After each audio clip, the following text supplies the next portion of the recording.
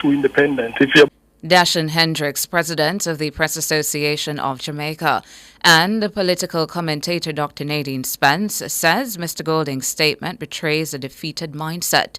She says his comments are also blatantly untrue. When you are confident, you don't complain. You acknowledge where the difficulties are. And it wouldn't be the first time that we've heard a party leader say it's going to be difficult or say to their supporters it's not going to be easy. But this was not said in the same way and in the same tone. He really was complaining.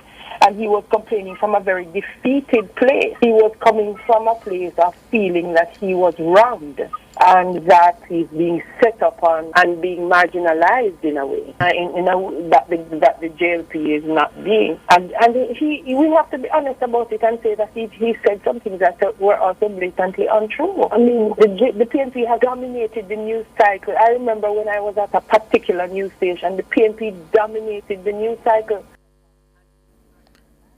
Dr. Nadine Spence, political commentator, she was also speaking on Nationwide at 5 on Monday. Meanwhile, political commentator and editor-in-chief of the Western Mirror, Lloyd B. Smith, says the opposition leader should apologize for the comment. If you look at the history of media and politics in Jamaica, as far back as one can go, this is par for the course. Both political parties, when it suits them, have launched various attacks against the media. I think in this case, though, Mr. Golding needs to apologize. And I tell you why. As was pointed out by Lenina a while ago, he ought not to have made such a statement in another country, especially a country such as the United States, where we know what's happening there now. Secondly, he was overly, you can't make such a sweeping statement. If he had said some persons or some media, one could perhaps understand, but for him to make this sweeping statement that the media has been bought out, it's most regrettable, and it covers all of us. Mr. Smith, who is also a former PNP MP, says Mr. Golding sounds as if he's in a state of desperation. It is a self-defeating statement, because if at this stage, when according to the polls, although there has been some amount of decrease in the PMP's overall fortunes as well as himself, but there is still some kind of positive trajectory and all the everything is put together. Why then would he want to make it look as if the PMP and himself are in a state of desperation? Because that is how it sounded to me. And that is unfortunate. Go out and do the work, go out on the hustings and do what you have to do. This statement, I think, suggests as if you're almost throwing in the towel or about to throw in the towel. Lloyd B. Smith, political commentator and editor-in-chief of the Western Mirror. Member of Parliament for North Central Clarendon, Robert Morgan, says the JLP intends to retain the 5 constituencies it now holds in the parish when the next general election is held. The MP was speaking on Sunday at the Rock River Divisional Conference. I want you to understand that the Rock River Division, the Moko Division, the Chapeltown Division is fired up and ready. Northern Clarendon, Northwest, North and North Central is fired up and ready. The 5 JLP seats that we have in Clarendon is fired up and ready. And the only thing we are waiting for is for the Prime Minister just hide it here so we can keep the PNP that we stop to the B and we start to the 3. Third term, surely rise. The JLP won Central Clarendon, North Clarendon, North Central Clarendon, Northwestern Clarendon and Southeastern Clarendon in the 2020 general elections. The PNP won only Southwestern Clarendon. Meanwhile, Mr. Morgan says he takes the development of North Central Clarendon personal. People don't understand why I wake up every morning. No matter what, whether I'm sick, whether I'm tired, whether I can't do it no more. Because to build that central is personal. It is personal because when I was a child, I'm a granny of our donkey, and the donkey get lame because the road no good, and up here gravel up in the donkey. Me say, me have to fix the road here, and since me are MP, post road fix, chick without fix, without fix, rock without fix. And we not done yet, because we just mentioned Rock River Division, we over Moko, we fix Bottom Crawl, we are going Richmond Park, we are going Mount Here. Robert Morgan, a Member of Parliament for North Central Clarendon. And that's it for the local segment of the news. Up next, regional and international.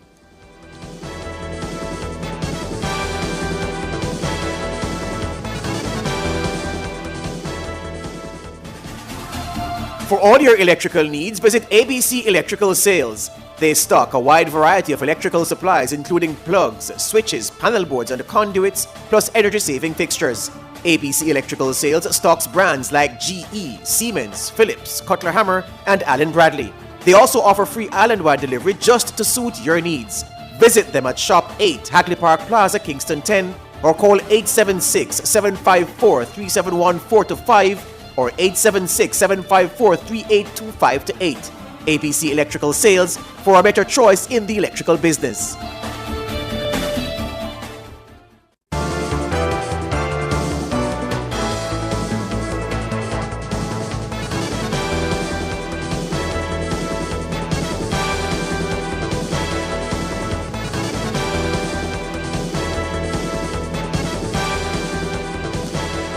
In regional and international news this morning, regional news, a contingent from the Guyana Defence Force has been deployed to St. Vincent and the Grenadines to aid in reconstruction efforts in the southern Grenadines.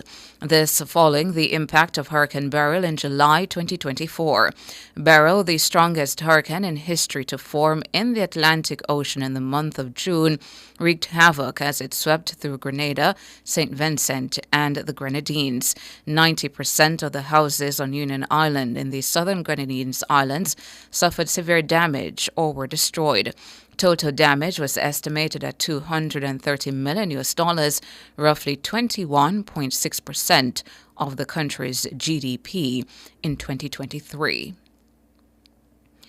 U.S. President Donald Trump has paused military aid to Ukraine following last week's clash with Ukrainian President Volodymyr Zelensky, potentially hampering Ukraine's efforts to fend off Russia. The White House had no immediate comment on the scope and amount of aid affected or how long the pause would last. Military experts say it could take time for the impact of missing U.S. aid to be felt on the battlefield. According to reporting from Reuters, when U.S. assistance was held up for several months last year by Republicans in Congress, the most notable initial impact was shortages of air defenses to shoot down incoming Russian missiles and drones. Later, Ukrainian forces in the east complained of shortages of ammunition, including artillery. The announcement was met initially on Tuesday by silence from the Ukrainian government and Zelensky. The Kremlin said pausing U.S. military aid would be the best contribution towards peace. And that's it for regional and international. Up next, sports.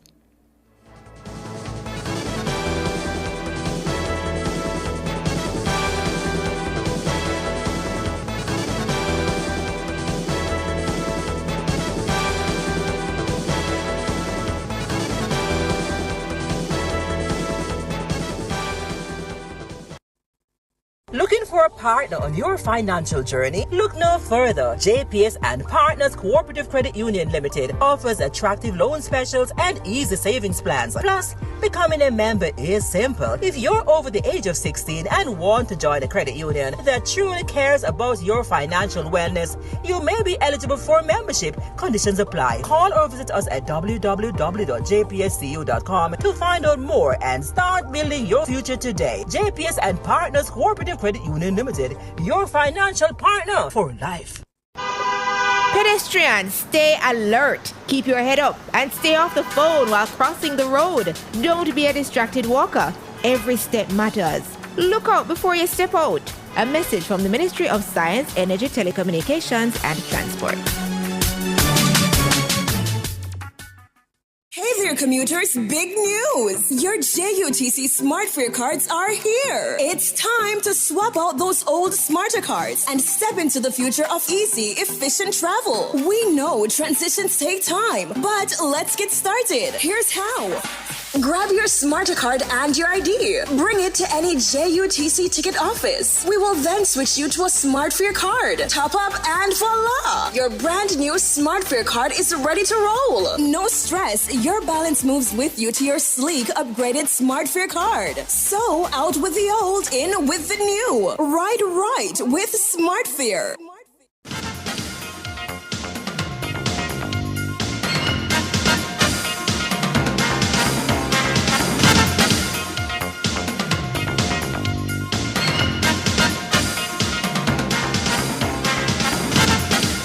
Time now for your morning sports. Captain of Jamaica's national women's cricket team, Rashada Williams, says that she's heard that the team was dethroned as regional Super 50 champion in St. Kitts and Nevis on Monday.